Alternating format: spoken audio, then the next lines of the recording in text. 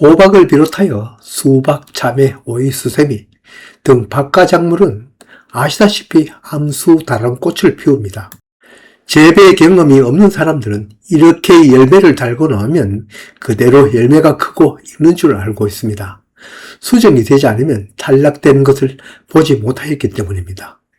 숫고추, 꽃가루가 암꽃의 암술머리에 묻어야 수정이 되는 정상적인 방법에는 반드시 숫꽃도 있어야 하고 하지만 요즘은 도마도톤 등 수정액으로 수정을 시키는 경우에는 숫꽃이 필요 없기도 합니다.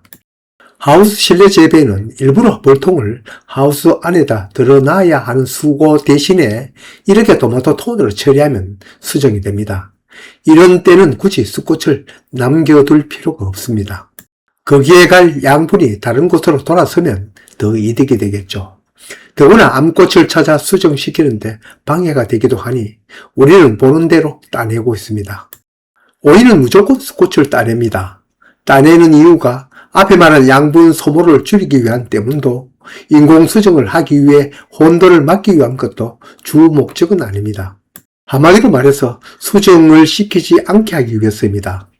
이렇게 말하면 수정이 되지 않으면 호박이나 다른 박과작물처럼 달렸던 오이도 탈락되는 것이 아닌가 할 수도 있습니다. 다른 박과작물은 벌이 수정을 시키든 사람이 인공수정을 시키든 도마토통 같은 수정액을 치든 암꽃 저절로는 수정이 되지 않습니다. 그러나 오이만큼은 숫꽃 없이도 수정액 없이도 저절로 결실이 됩니다. 그냥 두어도 병이나 다른 원인이 없다면 그대로 잘 큽니다. 오히려 수정이 될까봐 걱정을 합니다. 왜냐? 수정이 되면 속에 씨앗이 맺히기 때문입니다. 오이 성숙시켜 농약으로 먹지 않는 한 맺힌 씨앗이 씹힐 일은 없지만 그래도 수정을 막습니다. 바로 이런 곤봉과가 될까봐입니다.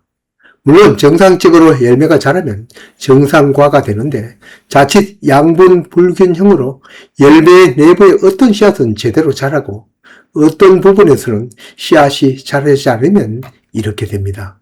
아무리 균형 있게 시비를 해도 한 폭에 수도 없이 달리는 열매 이러한 것이 안 나올 리 없기 때문입니다.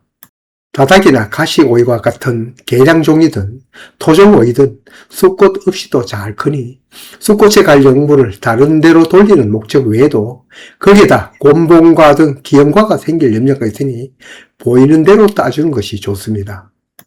한두 폭이 심는 텃밭 오이는 대부분 자가소비이니 곤봉과가 되든 기형과가 되든 일일이 따지 않거나 따도 포기수가 얼마 되지 않으니 큰 문제는 없으나 판매용으로 재배하는 전문 농에서는 알뜰히 제거해야 합니다.